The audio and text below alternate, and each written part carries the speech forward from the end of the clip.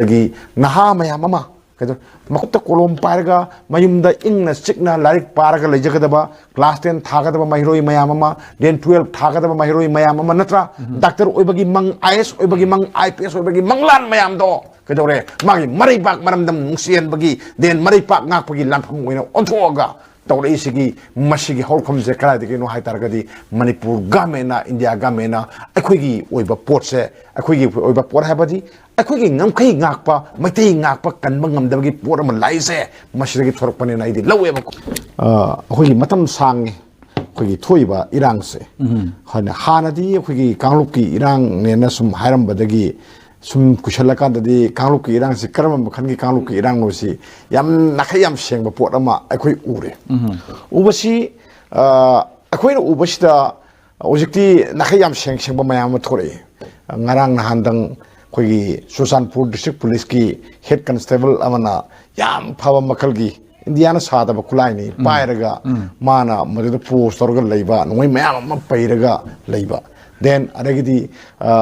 ꯅꯣꯡꯃꯩ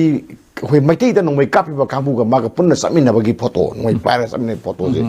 ꯚꯥꯏꯔꯦꯜ ꯑꯣꯏꯔꯤ ꯚꯥꯏꯔꯦꯜ ꯑꯣꯏꯔꯛꯄꯗꯨꯅ ꯃꯔꯝ ꯑꯣꯏꯔꯒ ꯉꯁꯤꯁꯤ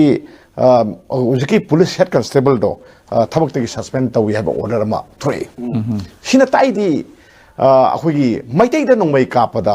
ꯑꯩꯈꯣꯏꯒꯤ ꯃꯅꯤꯄꯨꯔ ꯄꯨꯂꯤꯁ ꯃꯌꯥꯝ ꯑꯃ ꯌꯥꯎꯏ ꯀꯥꯗꯔ ꯃꯌꯥꯝ ꯑꯃ ꯌꯥꯎꯏ ꯃꯁꯤ ꯑꯩꯈꯣꯏ ꯍꯥꯟꯅ ꯑꯗꯨꯝ ꯎꯈ꯭ꯔꯕꯅꯤ ꯈꯪꯈ꯭ꯔꯕ ꯄꯣꯠ ꯑꯃꯅꯦꯕꯀꯣ ꯃꯔꯝ ꯏꯆꯥ ꯆꯥꯗꯅ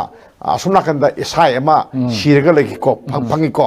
ꯑꯗꯨ ꯀꯔꯤꯅꯣ ꯍꯥꯏꯔꯀꯥꯟꯗ ꯕꯪꯀꯔꯗꯨꯗ ꯅꯣꯡꯃꯩ ꯀꯥꯞꯄ ꯌꯥꯎꯔꯝꯕ ꯀꯥꯡꯕꯨ ꯑꯃꯅꯦꯅ ꯃꯌꯥꯝꯅ ꯍꯥꯏꯅꯈꯤꯕ ꯑꯃꯁꯨ ꯂꯩꯈꯤꯕ ꯁꯤꯁꯨ ꯑꯗꯨꯝ ꯂꯩ ꯑꯗꯨꯒ ꯀꯝꯄꯦꯟꯁꯦꯁꯟꯅ ꯂꯥꯛ 10 ꯍꯣꯏ ꯂꯥꯛ 10 ꯑꯗꯨꯝ ꯄꯤꯕ ꯑꯗꯨꯒ ꯑꯁꯣꯝ ꯅꯥꯀꯟꯗꯒꯤ ꯍꯥꯏꯔꯛꯄꯅ ꯉꯁꯥꯏꯒꯤ ꯃꯊꯧ ꯇꯧꯕ ꯆꯠꯄꯅꯦꯅ ꯍꯥꯏꯕ ꯃꯊꯧꯗꯤ ꯇꯧꯕ ꯕꯪꯀꯔꯗ ꯃꯊꯧ ꯇꯧꯕ ꯑꯗꯨꯒ ꯃꯩꯇꯩꯗ ꯀꯥꯞꯄ ꯀꯔꯤꯒꯤꯅೋ ꯍꯥꯏꯔꯨꯔꯒ ꯃꯣꯏꯅ ꯂꯥꯟꯗꯥꯔꯛꯄꯗꯒꯤ ꯃꯣꯏꯅ ꯀꯥꯞꯄꯛꯄꯗꯒꯤ ꯃꯗꯨ ꯗꯤꯐꯦꯟ ꯇꯧꯅꯕ ꯍꯣꯠꯅꯕꯅꯤ ꯁꯤꯅꯦꯕꯀꯣ ꯑꯗꯨꯒ ꯅꯨꯡꯗ ꯆꯦꯜꯂꯤꯕ ꯏꯆꯦꯟꯗꯨꯗꯤ ꯃꯣꯏꯒꯤ ꯀꯨꯀꯤꯒꯤ ꯃꯐꯝꯁꯤꯡꯁꯤ ꯀꯟꯅꯅꯕ ꯗꯦꯟ ꯃꯩꯇꯩ ꯍꯥꯠꯅꯕ ꯄꯣꯠꯅꯤ ꯁꯤꯗꯤ ꯃꯣꯏꯅ ꯈꯪꯗꯕ ꯒꯃꯦꯟꯁꯤ ꯑꯩꯈꯣꯏꯒꯤ ꯈꯪꯕꯁꯨ ꯃꯥꯜꯂꯤ ꯑꯗꯨꯒ ꯈꯪꯗꯕꯁꯨ ꯌꯥꯝ ꯃꯥꯜꯂꯤ ꯁꯤ ꯄꯣꯠꯁꯤ ꯌꯦꯡꯀꯥꯟꯗ ꯑꯗꯨꯅ ꯑꯩꯈꯣꯏꯅ ꯁꯤꯒꯤ ꯃꯇꯥꯡꯁꯤ ꯌꯦꯡꯀꯥꯟꯗ ꯃꯅꯤꯄꯨꯔ ꯄꯨꯂꯤꯁꯁꯨ ꯅꯥꯈꯩ ꯌꯥꯝ ꯁꯦꯡꯗ꯭ꯔꯦ ꯍꯥꯏꯁꯤꯃ ꯈꯪꯉꯦ ꯗꯦꯟ ꯑꯗꯒꯤꯗꯤ ꯁꯦꯟꯇ꯭ꯔꯦꯜ ꯐꯣꯔꯁꯁꯨ ꯅꯥꯈꯩ ꯁꯦꯡꯕ ꯃꯃꯤ ꯑꯃ ꯎꯗꯦ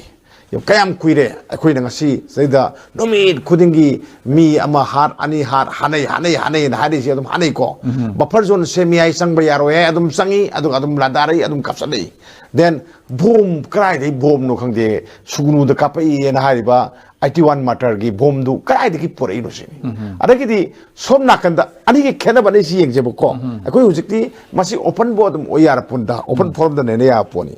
ꯁꯣꯝꯒꯤꯅ ꯀꯅꯥꯒꯨꯝꯕ ꯈꯔꯅ ꯅꯣꯡꯃꯩ ꯂꯩꯇ꯭ꯔꯦ ꯅꯣꯡꯃꯩ ꯃꯔꯨ ꯂꯩꯇ꯭ꯔꯦꯅ ꯃꯊꯋꯥꯏ ꯈꯨꯕꯥꯛꯇ ꯍꯥꯞꯄꯒ ꯅꯣꯡꯃꯩ ꯄꯤꯌꯣꯅ ꯆꯪꯉꯦꯕꯀꯣ ꯅꯣꯡꯃꯩ ꯄꯤꯌꯣꯅ ꯆꯪꯉꯛꯄꯗ ꯅꯣꯡꯃꯩ ꯀꯥꯞꯄ ꯍꯥꯠꯂꯤꯁꯦ ꯁꯤꯅꯤꯀꯣ ꯑꯩꯈꯣꯏ ꯎꯔꯤꯁꯦ ꯅꯣꯡꯃꯩ ꯃꯔꯨ ꯄꯤꯌꯣꯅ ꯆꯪꯕꯗꯅꯦꯕ ꯅꯣꯡꯃꯩ ꯀꯥꯞꯄ ꯍꯥꯠꯂꯤꯁꯦ ꯀꯔꯤꯒꯤꯗꯃꯛꯇ ꯃꯅꯤꯄꯨꯔ ꯀꯟꯖꯒꯦꯅ ꯃꯅꯤꯄꯨꯔ ꯀꯟꯖꯒꯦ ꯅꯣꯏꯅ ꯀꯥꯞꯇ꯭ꯔꯕꯅꯤꯅ ꯅꯣꯏꯅ ꯇꯧꯕꯤꯗ꯭ꯔꯕꯅꯤ나 ꯑꯩꯈꯣꯏ ꯇꯧꯖꯒꯦꯅ ꯍꯥꯏꯕꯗ ꯅꯤꯕꯗ ꯀꯥꯞꯄ ꯍꯥꯠꯄꯤꯔꯤꯅꯦꯕꯀꯣ ꯅꯠꯇ꯭ꯔꯥ ꯑꯗꯣ ꯑꯁꯣꯝꯒꯤꯅ ꯀꯃꯥꯏꯅ ꯇꯧꯏ ꯃꯅꯥ ꯃꯅꯤꯟ ꯑꯝꯇ ꯅꯥꯏꯗꯦ ꯅꯣꯡꯃꯩ ꯃꯔꯨ ꯋꯥꯠꯂꯤ ꯍꯥꯏꯕ ꯑꯃꯁꯨ ꯇꯥꯗꯦ ꯕꯣꯝ ꯋꯥꯠꯂꯤ ꯍꯥꯏꯕ ꯑꯃꯁꯨ ꯇꯥꯗꯦ ꯁꯤꯅ ꯇꯥꯛꯄꯗꯤ ꯃꯣꯏꯗ ꯅꯣꯡꯃꯩ ꯃꯔꯨꯒꯤ ꯑꯣꯔ ꯅꯠꯇ꯭ꯔꯒꯅ ꯕꯣꯝꯒꯤ ꯅꯠꯇ꯭ꯔꯒꯅ ꯅꯣꯡꯃꯩꯒꯤ ꯉꯁꯥꯏ ꯁꯄ꯭ꯂꯥꯏ ꯂꯥꯏꯟ ꯑꯃ ꯆꯦꯟ ꯑꯃ ꯐꯖꯅ ꯊꯣꯡ ꯍꯥꯡꯉꯒ ꯂꯩꯔꯦ ꯍꯥꯏꯁꯤꯃ ꯑꯩꯈꯣꯏ ꯈꯪꯉꯦ ꯅꯣꯡꯃꯩ ꯃꯔꯨ ꯋꯥꯠꯍꯟꯗꯦ ꯃꯣꯏꯗꯀꯣ ꯁꯦꯜ ꯋꯥꯠꯍꯟꯗꯦ ꯆꯥꯅꯕ ꯋꯥꯠꯍꯟꯗꯦ ꯃꯈꯜ ꯃꯈꯥꯒꯤ ꯈꯨꯠꯂꯥꯏ ꯃꯌꯥꯝ ꯋꯥꯠꯍꯟꯗꯦ ꯗ꯭ꯔꯣꯟ ꯋꯥꯠꯍꯟꯗꯦ ꯑꯝꯇ ꯋꯥꯠꯍꯟꯗꯦꯕꯀꯣ ꯑꯗꯨꯒ ꯃꯤ ꯋꯥꯠꯇꯦ ꯁꯤ ꯄꯣꯠꯁꯤꯃ ꯑꯩꯈꯣই ꯎꯕ ꯐꯪꯉꯦꯕꯀꯣ ꯃꯁꯤ ꯒꯃꯦꯟꯅ ꯎꯕ꯭ꯔꯥ ꯎꯗꯕ꯭ꯔꯥ ꯁꯤꯅꯤ ꯑꯗꯣ ꯃꯤꯌꯥꯝꯅ ꯃꯤꯆꯝ ꯃꯤꯌꯥꯝꯅ ꯃꯅꯤꯄꯨꯔꯁꯤꯕꯨ ꯉꯥꯛꯄ ꯃꯥꯒꯤ ꯈꯨꯜ ꯉꯥꯛꯄ ꯍꯥꯏꯁꯤꯕꯨ ꯄꯨꯋꯥꯔꯤꯒꯤ ꯀꯔꯝꯕ ꯃꯇꯝꯗ ꯂꯩꯒꯦ ꯑꯩꯈꯣꯏꯅ ꯍꯪꯅꯤꯡꯉꯤ ꯑꯩꯅ ꯍꯪꯅꯤꯡꯉꯤ ꯁꯤ ꯀꯅꯥꯅ ꯀꯃꯥꯏꯅ ꯇꯧꯔꯤꯅꯣ ꯑꯩꯒꯤ ꯇꯦꯔꯤꯇꯣꯔꯤ ꯑꯩꯒꯤ ꯌꯨꯝ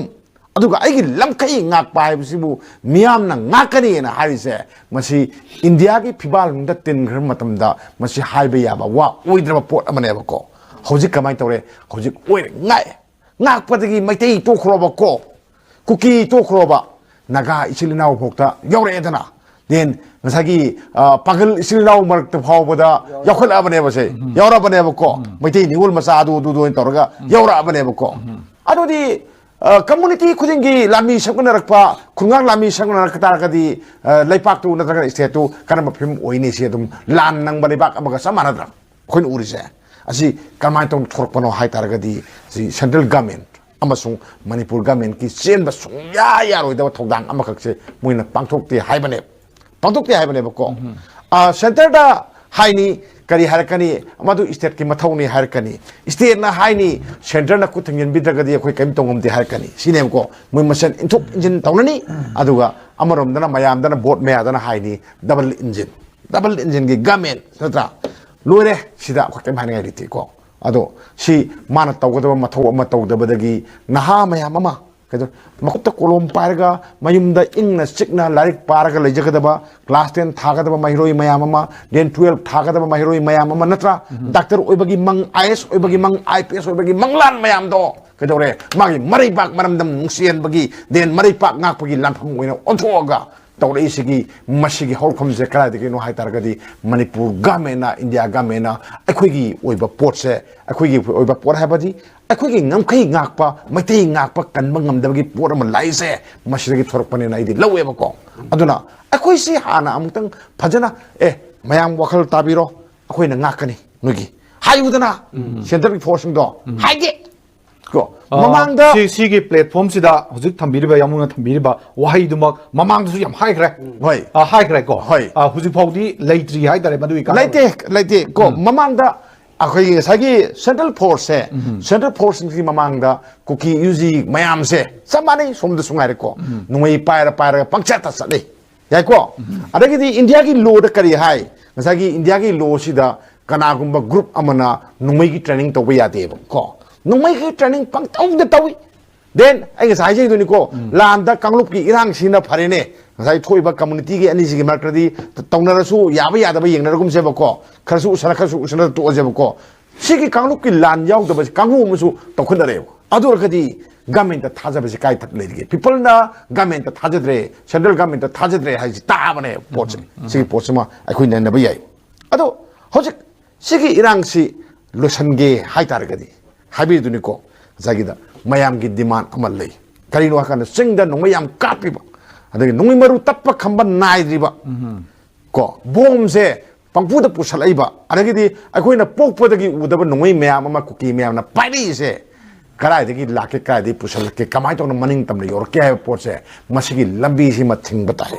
ꯁꯤꯒꯤ ꯂꯝꯕꯤꯁꯦ ꯏꯟꯗꯤꯌꯥꯅ ꯊꯤꯡꯗꯦꯕ ꯍꯧꯖꯤꯛ ꯐꯥꯎꯕ ꯐꯥꯊꯣꯛꯑꯒ ꯊꯝꯃꯦꯕ ꯍꯧꯖꯤꯛ ꯐꯥꯎꯕ ꯁꯤ ꯑꯩꯈꯣꯏꯒꯤ ꯄ꯭ꯔꯣꯕ꯭ꯂꯦꯝ ꯑꯃꯅꯦꯕꯀꯣ ꯍꯧꯖꯤꯛꯇꯤ ꯀꯩꯗꯧꯔꯦ ꯑꯦꯔꯣꯄ꯭ꯂꯦꯟ ꯄꯥꯏꯔꯛꯄ ꯀꯥꯞꯊꯅꯤ ꯍꯥꯏꯒꯠꯂꯦ ꯍꯦꯂꯤꯀꯣꯞꯇꯔ ꯂꯥꯛꯄ ꯀꯥꯞꯊꯅꯤ ꯍꯥꯏꯔꯦ ꯀꯣ ꯑꯩꯈꯣꯏꯒꯤ ꯀꯩꯅꯣꯒꯤ ꯀꯔꯤ ꯍꯥꯏꯇꯥꯔꯦ ꯑꯩꯈꯣꯏꯒꯤ ꯑꯦꯟꯇꯤ ꯏꯌꯥꯔꯀ꯭ꯔꯥꯐ ꯃꯌꯥꯝ ꯑꯃ ꯍꯧꯖꯤꯛ ꯈꯤꯟꯒꯠꯄ ꯑꯩꯈꯣꯏ ꯎꯔꯦ ꯍꯧꯖꯤꯛ ꯒꯥꯔꯤꯗ ꯈꯤꯟꯒꯠꯄ ꯎꯔꯦ ꯗꯦꯟ ꯃꯗꯨ ꯁꯣꯁꯤꯌꯦꯜ ꯃꯦꯗꯤꯌꯥꯗ ꯊꯥꯗꯣꯔꯛꯑꯦ ꯊꯥꯗꯣꯛꯏꯕ ꯄꯣꯠꯁꯤ ꯆꯨꯝꯃꯤ ꯅꯠꯇ꯭ꯔꯒ ꯂꯥꯜꯂꯦ ꯍꯥꯏꯁꯤ ꯀꯅꯥꯅ ꯍꯥꯏꯗꯣꯏꯅꯣ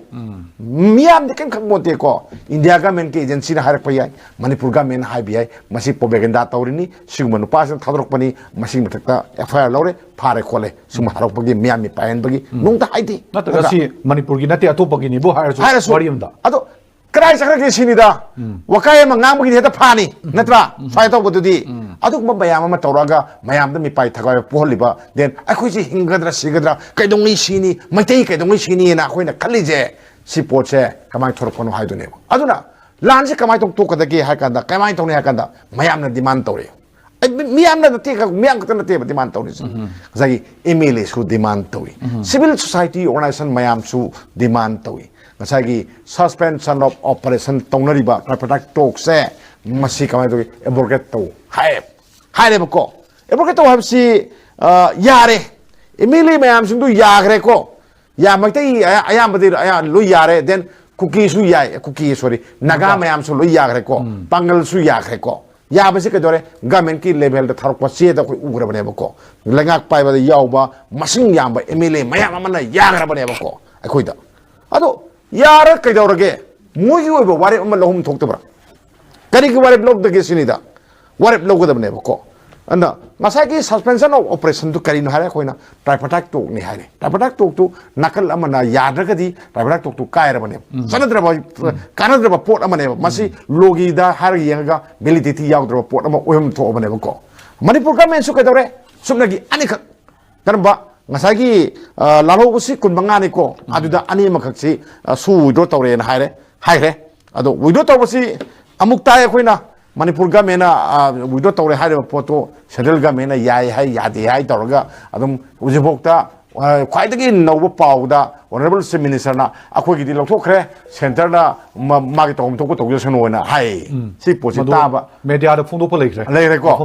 मसी अखोइना ताबदा येमौनबा ओइना थोएको मसी पोसिमा अखोइ लेइ अदुगदी हजिक मियामना हाय मतम थानाखरबनिको तांग कुनगा निपान फेब्रुवारी कुनगा निपान सिदा सिगि मखा ताना सु सांदोकरा ओइराजे मसिदा लेपतोइनेबको अदो लाइबक फबा हाइगद्रा थीबा हाइगद्रा मणिपुर लेजिस्लेटिव असेंबली की मफम जो हौदोरी को अदो सुसी सुनील आइबो हाइजौ हारगदी हौजकी मतम सिदा मणिपुर गवर्नमेंट अमसुंग मियाम नदी याम पामे मसीगी से थुगाय पामे सनहन पामदे मसी हेक लेनिंगैदी अखोई लान से अदुम लेहिने से मयाम ना खंगे को अदो देन सिगी मथकता अखोइना खंगमिनगदबम सु लेको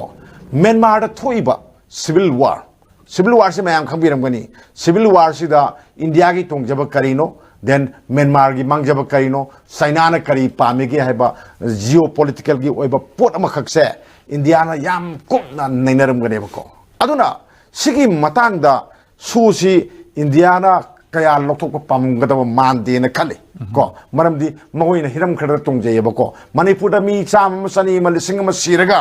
खुंगाक लामी मैम समझरगसु कॉन्स्टिट्यूशन की मायोक थबक मैम तौजरगसु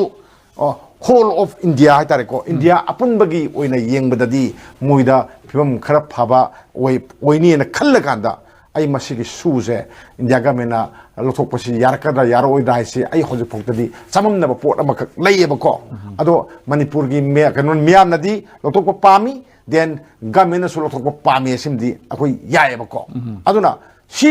लौथोक्तबा सिगाफमसिंग नतना म्यांमार हौजिक थोइबा सिविल वार से नखै अमा सेंग्रिबौती मणिपुर नोंमै कापनाबगी थोलोकसे अदम थोखिनी नोंमै की मरु की सप्लाई लाइन मोय असुमनाकंदगी ओइरी कलाइदगी म्यांमार की मिलिटरी से मसिदगी मोइना मुनगिबा यामबा नोंमै मरु मयाम बोम मयाम खुजु खुलाई मयाम सुमनाकंद होजलकपा काम अदो खैंता अरुब नते then China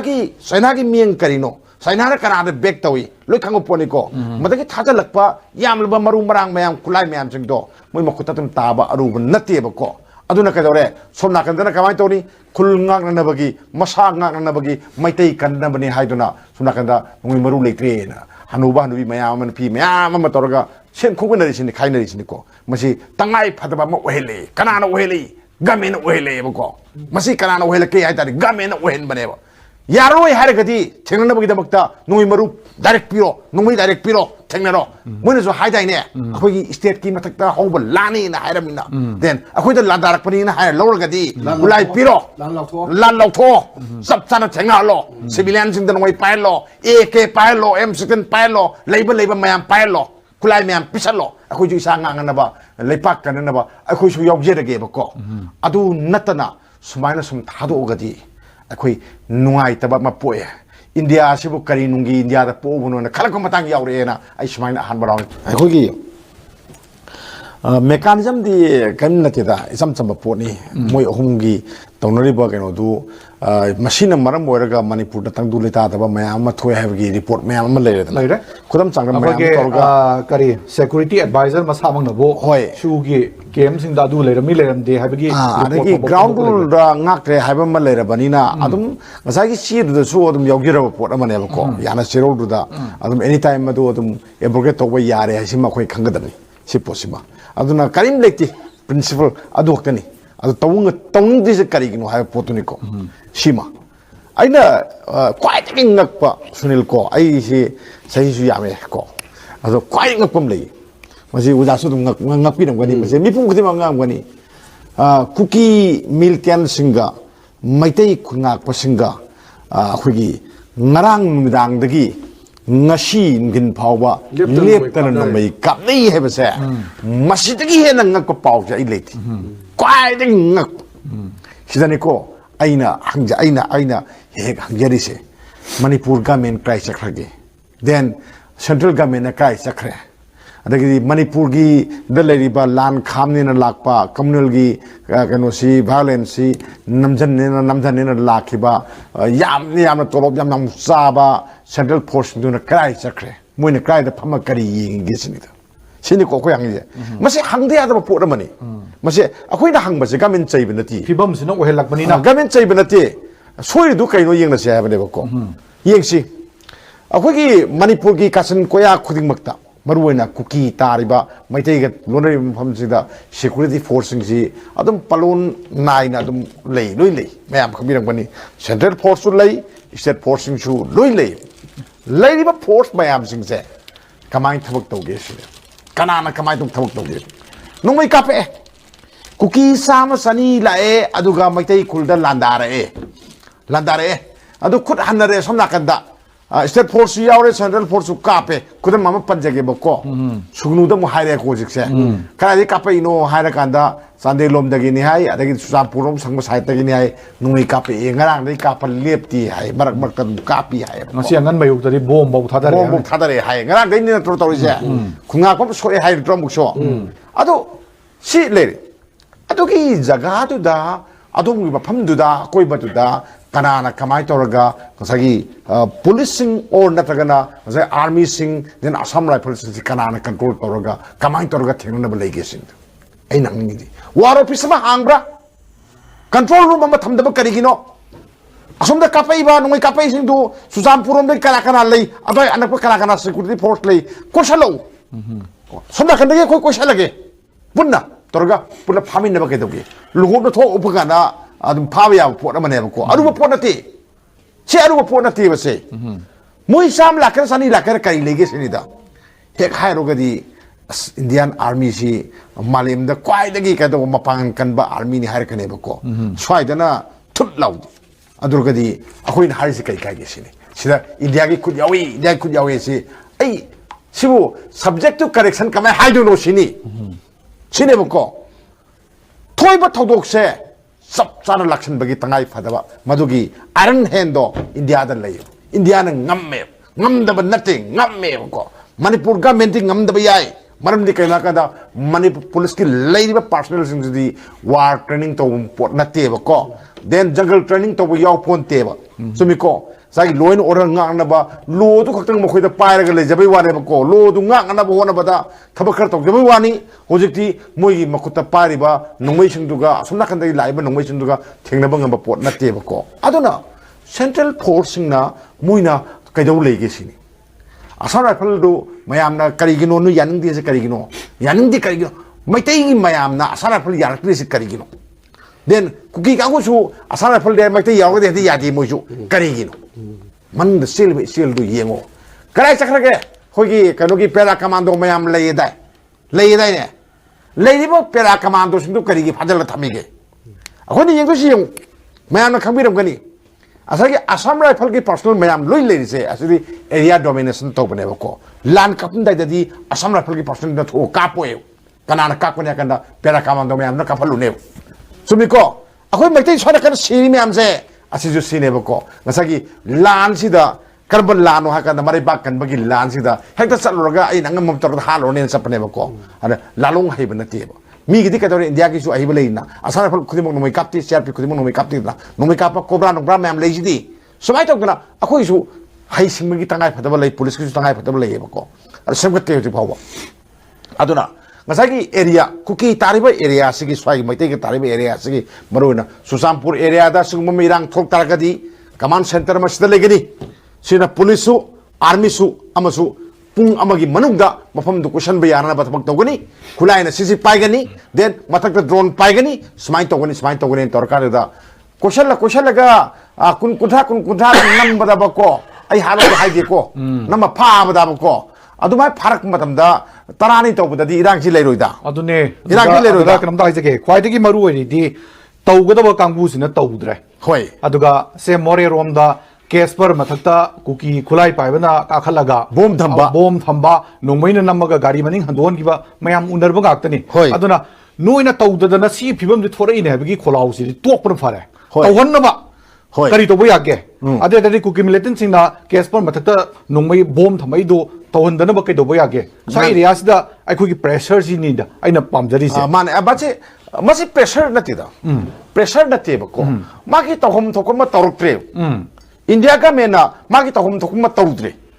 Manipur government upai litrabani ko madi amorom da haraga tumgre haisu kaim kaide hairaseba ko India government na kaim toroktre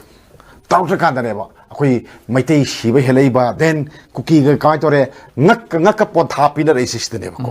sine ba ko ado aina hawai dai ai hauna haraga lai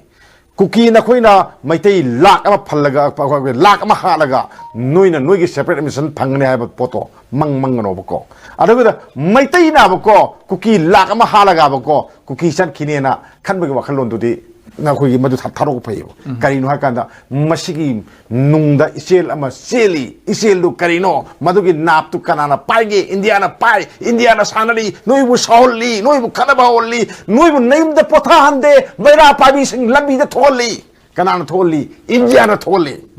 sine khoi haidia da pot ado aina hairi se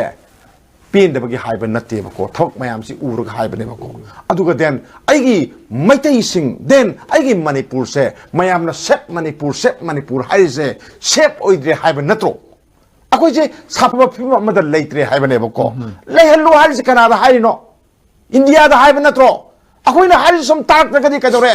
nuibu akoi na kari gum khara haiba ba si akoi kari gi logi mayakta leibane na kari haidu no sine ba ko aduna ing tapa phiba ma porke hai targadi India na khubak omla khubudo loiba pot amane ba ko adu nuina karino maitai kayam halaga then cookie kayam hana halaga nuida kari tungjaba lege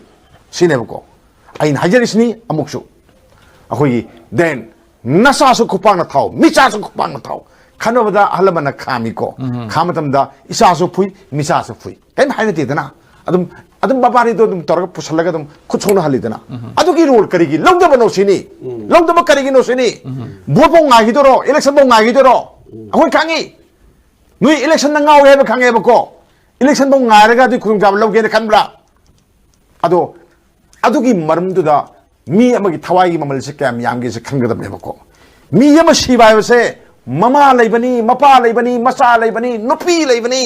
magi khunai leibani leikai leibani magi leipak leibani madu ikai khumnabi obako madu ikai khumnabi da taraga de kadore akhoi su karim kan ngang de bawang ngang ebako ngang kan da nuina di kadore madu India gi mayok to wangang bane na har kane bako ai di kadore ai gi phop kan na bawang ngang imni ai gi maitai kan na ba hari ni ai gi Manipur ing tap por na ba hari ne bako India gi to khai ta gi habna ti bai ai ji sipo sima khan biona ai smai thamjaki